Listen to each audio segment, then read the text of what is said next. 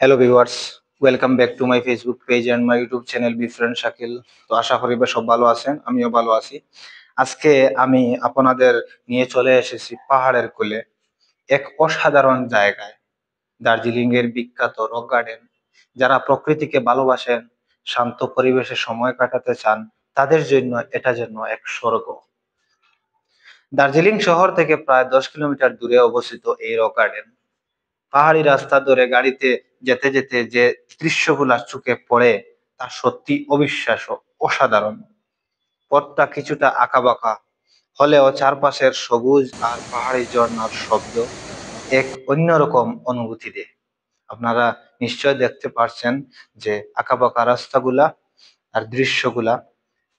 দার্জিলিং এই রক গার্ডেনে যাবেন কিভাবে আমি এইগুলাও বলে দিচ্ছি। নিউ জলপাইগুড়ি থেকে দার্জিলিং আপনারা পৌঁছে যাবেন ট্যাক্সি বা প্রাইভেট গাড়ি করে। দার্জিলিং পৌঁছানোর পর ওইখান থেকে শেয়ার ট্যাক্সি বা প্রাইভেট গাড়ি করে আপনারা যেতে পারবেন। আপনারা এই যে রক গার্ডেন, এখানে যাওয়ার সময় আপনারা রাস্তায় দেখতে পারবেন চা বাগান, পাহাড়ি রাস্তা আর ছোট ছোট গ্রাম দেখতে পারবেন। মানে অসাধারণ ভিউ, যে দৃশ্যগুলা অসাধারণ, আপনারা নিশ্চয় দেখতে পারছেন। রক গার্ডেনের উপরে আপনারা দেখতে পারছেন যে সিঁড়ি আছে, প্রচুর সিঁড়ি আছে। এই সিঁড়িগুলা পাথর কেটে কেটে বানানো হয়েছে। পাহাড়ি ঝর্ণা যার জলে পড়ে পাহাড় থেকে নিচে, এক অপূর্ব দৃশ্য।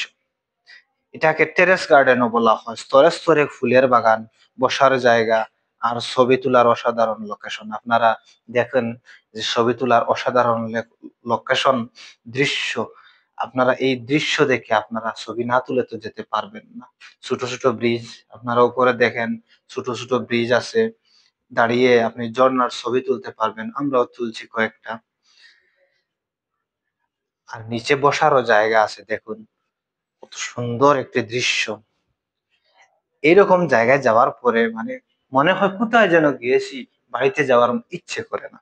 পরিবার বা বন্ধুদের সঙ্গে এই জায়গায় যাওয়া উপযুক্ত। যদি আপনি একা যান তাহলে এত ভালো লাগবে না, বন্ধুদের সাথে গেলে বা পরিবারের সাথে গেলে ঢং ফুর্তি আড্ডা, এটা আলাদাই আনন্দ জমবে। বা আপনি চাইলে এখান থেকে সুন্দর সুন্দর ফটো তুলতে পারবেন, বা এখানে ভিডিওগ্রাফাররাও পাবেন, ফটোগ্রাফাররাও পাবেন, তাদেরকে দিয়ে ভিডিও ফটো করাতে পারবেন।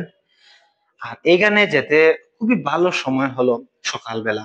সকালবেলা এইখানে গেলে ভিড় কম থাকে, পাহাড়ি রাস্তা, এই জায়গায় ভিড় কম থাকে।